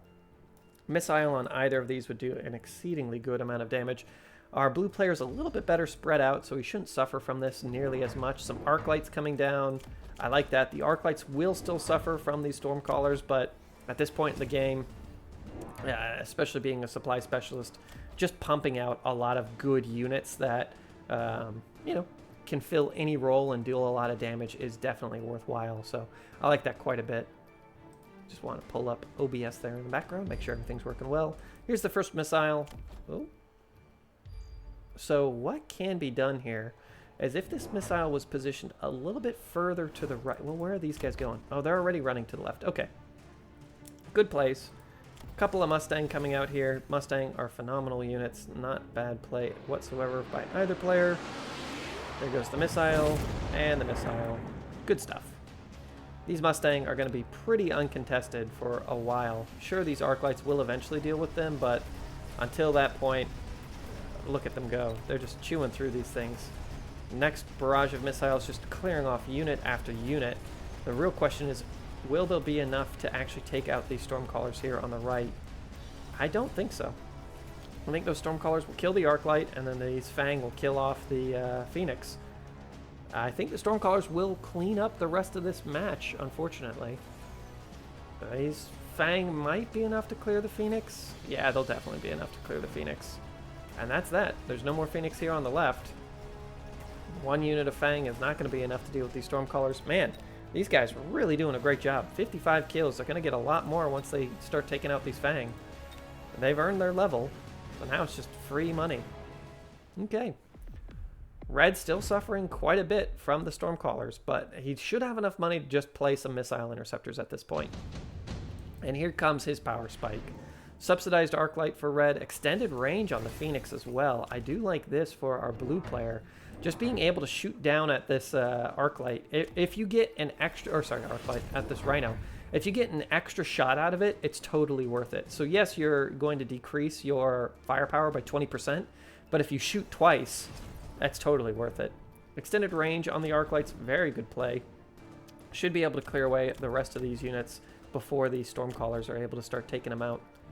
More Phoenix coming down here for our red player. Man, and really stacking this right side. We've seen this a lot in the tournament where you'll have one powerful side and then one holding side. It's definitely not a bad play. Our blue player's a little bit more spread out. Or sorry, our red player's a little bit more spread out here. I really do like the composition of our red player's army. It is very strong, but we shall see how this works. Ooh, and grabbing the armor enhancement. Just giving this Rhino a lot more HP. First missile takes out an entire unit of Fang. Is that worth it? Maybe. You know, it's not bad. All of these crawlers have to die very quickly. Ooh, good shot there by the missile. This means that this Rhino should drop. It gets distracted there for a moment as well. These arc lights all were distracted as well. This looks like a very, very good win here for our blue player, though. In this case, I would say that the Mustang actually did a lot of the work there. Able just to continue to plink away, plug in any damage that needs to be done. Man, I love Mustang. They're good units. Red is really suffering here. Don't count him out, though. He's made it all the way to this point in the tournament, but he is in the danger zone, or at least flirting with the idea of death. Senior Defense Specialist coming out for our blue player. I do like this. All units have an extra 30 HP, 30%. And if these Stormcallers aren't going to be countered, play more of them. Like, the Stormcallers are dealing so much damage. 102 kills, 43. Upgrade these guys. I think he has the cash. I think it only costs 100 to upgrade a Stormcaller. I could be wrong about that. I don't remember. I probably should remember. I believe it's 100. It's normally half of the cost it takes to play the unit. So, oh, here comes a Fortress. Fortress are slow and will get shot to pieces. We'll see if it works. Our blue player still has 150 bucks. Opts to go with more damage across the board. Man, his units have a significant health and attack damage increase compared to our red players at this point. We'll see if that makes the difference. Also, it just feels like our blue player has a lot more units. Possibly because they've been playing extra units throughout the game, but man, are they really just pounding away. Lots of missiles here on the right. Should take out this unit of Fang early. Great play there. These Stormcallers should be enough to start dealing with all of these arc lights. Real good rush coming down across the front, and these level 2 Fang might be able to deal with a lot of those crawlers.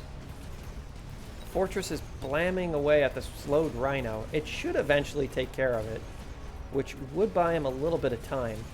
At least it will give the Fortress a lot more HP. Level 1 Phoenix able to take out the other Phoenix. Not bad. The left looks like it's going to go in the way of our red player, but the right is definitely going to go in the way of our blue. Yep, and that's that. There's one arc light left. It's not enough to kill our red player, but it is going to do significant amount of damage. Definitely putting him in the danger zone. He cannot lose another round. He's lost every single round this game. It needs to be a major comeback at this point. How are our little Stormcallers doing? Shield device for both players. Still only 109 kills. 72 kills. 25 kills. Granted, those kills are all on minor chaff units, don't get me wrong. But dealing with those chaff units is incredibly important, as it allows the Phoenix to get online and start shooting at important things. It allows the Mustang to just add their DPS wherever needed, or do a little bit of cleanup. If your Stormcallers are able to kill off half a unit of Fang, all of a sudden that means that the Mustang are able to clear them away in 2 seconds instead of 4 seconds. And that kind of thing makes a difference. I do like this anti-air barrage coming out here for the Fortress. I don't like the upgrade itself. I don't think it's a very good upgrade in general, but it just does add a little bit of DPS to the air.